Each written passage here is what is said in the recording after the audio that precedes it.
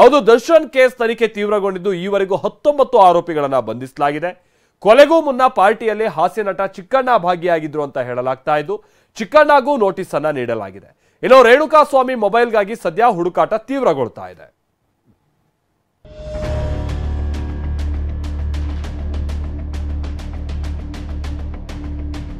D ಗ್ಯಾಂಗ್ನಿಂದ Renukaswamy ಹತ್ಯೆ case.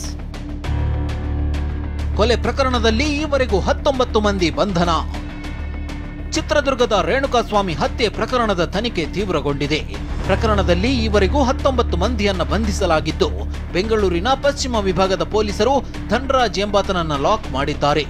19 ಮಂದಿಯನ್ನು ತೀವ್ರ ವಿಚಾರಣೆಗೊಳಪಡಿಸಲಾಗಿದ್ದು ನಾಳೆ ದರ್ಶನ್ನನ್ನ ಮೈಸೂರಿಗೆ ಕರೆದೊಯ್ದು ಖಾಸಗಿ ಹೋಟೆಲ್ನಲ್ಲಿ ಮಹಜರು ನಡೆಸುವ ಸಾಧ್ಯತೆ ಇದೆ. ಬಂಧಿತ ಆರೋಪಿಗಳ ಪೈಕಿ 7 ಜನರಿಗೆ ದರ್ಶನ್ ನೇರ ಪರಿಚಯವಿಲ್ಲ. ವಿಚಿತ್ರ ಅಂದ್ರೆ ಪ್ರಕರಣದಲ್ಲಿ 19 ಆರೋಪಿಗಳನ್ನ ಬಂಧಿಸಲಾಗಿದ್ದು ಈ ಪೈಕಿ 7 ಆರೋಪಿಗಳಿಗೆ ದರ್ಶನ್ ನೇರ ಪರಿಚಯವೇ ಇಲ್ಲ. ಶವ ಬಿಸಾಡಿದ್ದ 3 ಆರೋಪಿಗಳು ಕೊಲೆ ಬಳಿಕವಷ್ಟೇ ದರ್ಶನ್ನನ್ನ ನೋಡಿದ್ದಾರೆ. ಕೇಶವ್, ಕಾರ್ತಿಕ್ ಮತ್ತು ನಿಖಿಲ್ ಮೈಸೂರಲ್ಲಿ ದರ್ಶನ್ನನ್ನ ಭೇಟಿಯಾಗಿದ್ರು. ಇನ್ನುಳಿದ 4 ಕಿಡ್ನಾಪ್ ಗ್ಯಾಂಗ್ನ ಅನುಕುಮಾರ್, ರವಿ ಮತ್ತು ಜಗದೀಶ್ನನ್ನ ದರ್ಶನ್ ಠಾಣೆಯಲ್ಲಿ ನೋಡಿದ್ದು ಅಂತ ಗೊತ್ತಾಗಿದೆ. ಕಾರು ತೊಳೆದ ಹೇಮಂತ್ಗೂ ದರ್ಶನ್ ಪರಿಚಯ ಇರಲಿಲ್ಲ ಎನ್ನಲಾಗಿದೆ. ಪಾರ್ಟಿಯಲ್ಲಿ ಭಾಗಿಯಾಗಿದ್ದ ಚಿಕ್ಕಣ್ಣಗೆ police notice. Darshan and gang ಶೆಡ್ಗೆ ಹೋಗುವ ಮುನ್ನ ಸ್ಟೋನಿ ಬ್ರೂಕ್ ರೆಸ್ಟೋರೆಂಟ್ನಲ್ಲಿ ಪಾರ್ಟಿ ಮಾಡಿತ್ತು. ಇದೇ ಪಾರ್ಟಿಯಲ್ಲಿ ಹಾಸ್ಯ ನಟ ಚಿಕ್ಕಣ್ಣ ಕೂಡ ಭಾಗಿಯಾಗಿದ್ರು. ಹೀಗಾಗಿ ಚಿಕ್ಕಣ್ಣಗೂ ಪೊಲೀಸರು ನೋಟಿಸ್ ನೀಡಿದ್ದಾರೆ. ಚಿಕ್ಕಣ್ಣರನ್ನ ವಿಟ್ನೆಸ್ ಆಗಿ ಮಾಡಿಕೊಳ್ಳುವ ಸಾಧ್ಯತೆ ಇದೆ.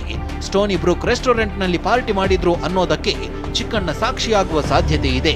ಇದರ ಜೊತೆಗೆ ನಿರ್ಮಾಪಕರೊಬ್ಬರು ಕೂಡ ಪಾರ್ಟಿಯಲ್ಲಿದ್ರು ಅಂತ ಗೊತ್ತಾಗಿದೆ. ಪಾರ್ಟಿಯಲ್ಲಿ ಕೊಲೆ ಬಗ್ಗೆ ಚರ್ಚೆ ಆಗಿತ್ತಾ ಅನ್ನೋ ಬಗ್ಗೆ ಖಾಕಿ ವಿಚಾರಣೆ ನಡೆಸಲಿದೆ. ದರ್ಶನ್ರಿಂದ ಅಂತರ ಕಾಯ್ದುಕೊಂಡ ಕುಟುಂಬ. ದರ್ಶನ್ ಅವಾಂತರಗಳು ಒಂದೆರಡಲ್ಲ. ತಾಯಿ ಮೀನಾ ತೂಗ್ದೀಪ್ ಮೇಲೂ ದರ್ಶನ್ ಈ ಹಿಂದೆ ಹಲ್ಲೆ ಮಾಡಿದ್ದಂತೆ. ಹೀಗಾಗಿ ದರ್ಶನ್ನನ್ನ ತಾಯಿ ದೂರವಿಟ್ಟಿದ್ದಾರೆ ಎನ್ನಲಾಗಿದೆ. ಹಾಗೆಯೇ ತಮ್ಮ ದಿನಕರ್ಗೂ ಟಿಪಾಯಿ ಗ್ಲಾಸ್ ಎಸೆದು ಹಲ್ಲೆ ಮಾಡಿದ್ದ ಅಂತಾನು ಹೇಳಲಾಗ್ತಿದೆ. ಹೀಗಾಗಿಯೇ ಬಂಧನವಾಗಿದ್ರು ಯಾರು ಸಹ ದರ್ಶನ್ ನೋಡಲು ಬಂದಿಲ್ಲ. 10 ದಿನವಾದ್ರೂ ಸಿಗದ ರೇಣುಕಾಸ್ವಾಮಿ ಮೊಬೈಲ್. ಕೊಲೆಯಾಗಿ 10 ದಿನವಾದ್ರೂ ರೇಣುಕಾಸ್ವಾಮಿ ಮೊಬೈಲ್ ಇನ್ನೂ ಪತ್ತೆಯಾಗಿಲ್ಲ. ರೇಣುಕಾಸ್ವಾಮಿ ಮೊಬೈಲ್ನಲ್ಲಿ ಕ್ಷಮಾಪಣೆ ವಿಡಿಯೋ ರೆಕಾರ್ಡ್ ಮಾಡಲಾಗಿದೆಯಂತೆ. ಇದೇ ಮೊಬೈಲ್ ಅನ್ನ ರಾಜಕಾಲುವೆಗೆ ಬಿಸಾಡಿದ್ದಾಗಿ ಆರೋಪಿಗಳು ಹೇಳಿದ್ದಾರೆ. ಮೊಬೈಲ್ ಸಿಕ್ಕರೆ ಮತ್ತಷ್ಟು ಸತ್ಯಗಳು ಬಯಲಾಗುವ ಸಾಧ್ಯತೆ ಇದೆ. ಜೂನ್ 8ರ ಬೆಳಗ್ಗೆ ಚಿತ್ರದುರ್ಗದಲ್ಲಿ ರೇಣುಕಾಸ್ವಾಮಿ ಮೊಬೈಲ್ ಸ್ವಿಚ್ ಆಫ್ ಆಗಿತ್ತು. ಅದೇ ದಿನ ಮಧ್ಯಾಹ್ನ ಬೆಂಗಳೂರಿನ RR ನಗರದಲ್ಲಿ ಆನ್ ಆಗಿತ್ತು. ಬಳಿಕ ಸಂಜೆ ಪಟ್ಟಣಗೆರೆಯಲ್ಲಿ ಮೊಬೈಲ್ ಸ್ವಿಚ್ ಆಫ್ ಆಗಿರೋದು ಗೊತ್ತಾಗಿದೆ. ಶವ ಬಿಸಾಡಿದ್ದ ಗ್ಯಾಂಗ್ ಮೊಬೈಲ್ ಅನ್ನು ರಾಜಕಾಲುವೆಗೆ ಎಸೆದಿದ್ದಾರೆ.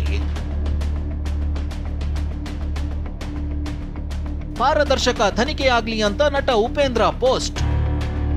ತನಿಖೆ ಒಂದ್ ಕಡೆ ತೀವ್ರಗೊಂಡಿದ್ರೆ ಮತ್ತೊಂದ್ ಕಡೆ ಸ್ಯಾಂಡಲ್ವುಡ್ ನಟರು ನಿಧಾನವಾಗಿ ಮೌನ ಮುರಿಯುತ್ತಿದ್ದಾರೆ. ನಿನ್ನೆ ಸುದೀಪ್ ರೇಣುಕಾಸ್ವಾಮಿ ಕುಟುಂಬಕ್ಕೆ ನ್ಯಾಯ ಸಿಗಲಿ ಅಂತ ಹೇಳಿದ್ರು. ಇದರ ಬೆನ್ನಲ್ಲೇ ನಟ ಉಪೇಂದ್ರ ಕೂಡ ಇನ್ಸ್ಟಾಗ್ರಾಂನಲ್ಲಿ ಪೋಸ್ಟ್ ಮಾಡಿದ್ದು ಪಾರದರ್ಶಕ ತನಿಖೆಯಾಗ್ಲಿ ಅಂತ ಆಗ್ರಹಿಸಿದ್ದಾರೆ. ಕಳೆದ ಕೆಲವು ದಿನಗಳಿಂದ ನಡೆಯುತ್ತಿರುವ ದರ್ಶನ್ ಬಂಧನ, ರೇಣುಕಾಸ್ವಾಮಿ ಕೊಲೆ ಪ್ರಕರಣ ಮತ್ತು ಅದರ ವಿಚಾರಣೆ ಇಡೀ ಕರ್ನಾಟಕ ಮಾತ್ರವಲ್ಲ, ಇಡೀ ಭಾರತವೇ ಬೆರಗಾಗಿ ನೋಡುತ್ತಿದೆ. ಈ ಹೈ ಪ್ರೊಫೈಲ್ ಕೇಸ್ನ ವಿಚಾರಣೆಯಲ್ಲಿ ನಿಷ್ಪಕ್ಷವಾದ ನಿರ್ಣಯ ಮತ್ತು ನ್ಯಾಯಕ್ಕಾಗಿ ಕಾಯುತ್ತಿದ್ದಾರೆ. ರೇಣುಕಾಸ್ವಾಮಿ ಕುಟುಂಬದಲ್ಲಿ, ಜನರಲ್ಲಿ, ಟಿವಿ ಮಾಧ್ಯಮಗಳಲ್ಲಿ ಮತ್ತು ದರ್ಶನ್ ಅಭಿಮಾನಿಗಳಲ್ಲಿ ಏನೇನೋ ಆತಂಕ, ಅನುಮಾನಗಳು ಕಾಡುತ್ತಿವೆ. ಊಹಾಪೋಹಗಳು ಹುಟ್ಟಿಕೊಳ್ಳುತ್ತಿವೆ. ಏಕೆಂದರೆ ಯಾವುದೇ ಕೇಸ್ ಆದರೂ ಆ ಕೇಸ್ನ ವಿಚಾರಣೆಯ ವಿಡಿಯೋ ದಾಖಲೆಗಳನ್ನು ಮತ್ತು ಸಾಕ್ಷಿಗಳ ಎಲ್ಲ ವಿವರಗಳನ್ನು ಆಗಾಗ ಪೊಲೀಸರು ಸಂಬಂಧಪಟ್ಟ ವ್ಯಕ್ತಿಗಳ ಕುಟುಂಬದವರ ಜೊತೆ ಹಂಚಿಕೊಳ್ಳಬೇಕು ಮತ್ತು ಅದು ಕಾನೂನಾಗಬೇಕು. ಹಿಂದೆಲ್ಲ ಪೊಲೀಸರು ವಿಚಾರಣೆಯ ವಿವರ ಬರೆದು ದಾಖಲಿಸುತ್ತಿದ್ರು.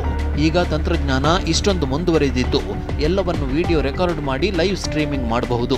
ಅದೇ ರೀತಿ ಒಬ್ಬ ಸಾರ್ವಜನಿಕ ವ್ಯಕ್ತಿಯ ಬಗ್ಗೆ ಕೇಸ್ ಆಗಿದ್ರೆ ಆ ಕೇಸ್ನ ವಿಚಾರಣೆಯ ವಿಡಿಯೋ ದಾಖಲೆಗಳನ್ನು ಮತ್ತು ಸಾಕ್ಷಿಗಳ ಎಲ್ಲ ವಿವರಗಳನ್ನು ಪೊಲೀಸರು ಆಗಾಗ ಸಾರ್ವಜನಿಕವಾಗಿ ತೆರೆದಿಡಬೇಕು. ಒಬ್ಬ ಸಾರ್ವಜನಿಕ ವ್ಯಕ್ತಿಯ ವಿಚಾರಣೆ ಸಾರ್ವಜನಿಕವಾಗಿ ಸಂಪೂರ್ಣ ಪಾರದರ್ಶಕತೆಯಿಂದ ಆಗಬೇಕು. ಸಾಕ್ಷ್ಯನಾಶ, ಪ್ರಭಾವಿಗಳ ಹಸ್ತಕ್ಷೇಪ, ಭ್ರಷ್ಟಾಚಾರ ಇವಕ್ಕೆಲ್ಲ ತೆರೆ ಎಳೆದಂತಾಗುತ್ತದೆ. ಆಗ ರೇಣುಕಾಸ್ವಾಮಿ ಕುಟುಂಬಕ್ಕೆ, ಜನರಿಗೆ, ಟಿವಿ ಮಾಧ್ಯಮಗಳಿಗೆ ಮತ್ತು ದರ್ಶನ್ ಅಭಿಮಾನಿಗಳಿಗೆ ಮನಸ್ಸಿನಲ್ಲಿ ಗೊಂದಲಗಳಿಲ್ಲದೆ ಪೊಲೀಸ್ ಮತ್ತು ಟಿವಿ ಮಾಧ್ಯಮಗಳ ಬಗ್ಗೆ ಇನ್ನೂ ಗೌರವ ಹೆಚ್ಚಾಗುತ್ತದೆ ಮತ್ತು ನ್ಯಾಯ ಸಿಗುತ್ತದೆ ಎಂಬ ನಂಬಿಕೆ ಬರುತ್ತದೆ. ಇನ್ನು ದರ್ಶನ್ ಕೇಸನ್ನ ಒಂದೇ ದೃಷ್ಟಿಯಲ್ಲಿ ನೋಡಬಾರದು. ರೇಣುಕಾಸ್ವಾಮಿಯು ಏನ್ ಮಾಡಿದ್ದ ಅನ್ನೋದನ್ನ ನೋಡಬೇಕಾಗುತ್ತೆ ಅಂತ ನಿರ್ದೇಶಕ ಗುರು ದೇಶಪಾಂಡೆ ಅಭಿಪ್ರಾಯ ವ್ಯಕ್ತಪಡಿಸಿದ್ದಾರೆ. ಕೇಸು ಇವಾಗ ತಾನೇ ಶುರುವಾಗಿದೆ. ಯಾರು ಇದನ್ನು ಮಾಡಿರೋದಂತ ಏನು ಡಿಸೈಡ್ ಏನಾಗಿದೆಯಲ್ಲ, ಅದರಿಂದ ನಾವು ಅದನ್ನು ಮಾಡೋಕ್ಕಿಂತ ಮುಂಚೆನೇ ಬಂದ್ಬಿಟ್ಟು ಇವರೇ ಮಾಡಿಬಿಟ್ಟಿದ್ದಾರೆ ಅಂತ ನಿರ್ಧಾರ ತಗೊಳ್ಳೋದು ತುಂಬ ರಾಂಗ್ ಮೆಸೇಜ್ ಅದು ಸಮಾಜಕ್ಕೆ ಕೊಡೋದು. ಇನ್ನೊಂದು ಏನಾಗಂದರೆ, ಈ ಮಟ್ಟಿಗೆ ಒಂದು ಮರ್ಡರ್ ಆಗಿದೆ ಅಂತಂದರೆ ಒಂದೇ ವ್ಯೂ ಪಾಯಿಂಟಲ್ಲಿ ಕೇಸ್ ನಡಿಬಾರ್ದು. ಅವನ ವ್ಯೂ ಪಾಯಿಂಟಲ್ಲಿ ಸತ್ತಿದ್ದಾನಲ್ಲ, ಸತ್ತಿರೋ ಅನ್ನೋ ಪಾಯಿಂಟ್ ಆಫ್ ವ್ಯೂಲಿ ಏನು ತಪ್ಪಾಗಿದೆ ಅಲ್ಲಿ. ಯಾರು ಎಲ್ಲರೂ ಮಾತಾಡ್ತಿರೋದಂದರೆ ದರ್ಶನ್ ಸರ್ ಹಿಂಗೆ ಮಾಡಿದ್ರು, ದರ್ಶನ್ ಸರ್ ಹಿಂಗೆ ಮಾಡಿದ್ರು, ದರ್ಶನ್ ಹಿಂಗೆ ಮಾಡಿದ್ರು ಅಂತ ಮಾತಾಡೋದು. ಆ ಮಟ್ಟಿಗೆ ಹೋಗ್ಬೇಕಪ್ಪ ಅಂದ್ರೆ ಅವನೇನು ಮಾಡಿದ್ದಾನೆ ಅದನ್ನು ಬೇಕಲ್ವ ಪಾಯಿಂಟು, ಅದನ್ನು ಪಬ್ಲಿಕ್ಕಿಗೆ ಗೊತ್ತಾಗಬೇಕಲ್ವ, ಅದನ್ನು ಹೇಳ್ಬೇಕಲ್ವ. ಡಿ ಗ್ಯಾಂಗ್ನ ಕ್ರೌರ್ಯ, ಪೊಲೀಸರ ತನಿಖೆ, ಸ್ಯಾಂಡಲ್ವುಡ್ನ ಅಭಿಪ್ರಾಯ ಏನೇ ಇರಲಿ, ಅಶ್ಲೀಲ ಮೆಸೇಜ್ ಮಾಡಿದ್ದಾನೆನ್ನಲಾದ ರೇಣುಕಾಸ್ವಾಮಿ ಕೊಲೆಯಾಗಿ 10 ದಿನವಾಗಿದೆ. ರೇಣುಕಾಸ್ವಾಮಿ ಮನೆಯಲ್ಲಿ ಕೈಲಾಸ ಶಿವಗಣ ಆರಾಧನೆ ಮಾಡಲಾಗ್ತಿದೆ. ರೇಣುಕಾಸ್ವಾಮಿ ಕುಟುಂಬ ಕಣ್ಣೀರ ಕಡಲಲ್ಲಿ ಮುಳುಗಿದೆ.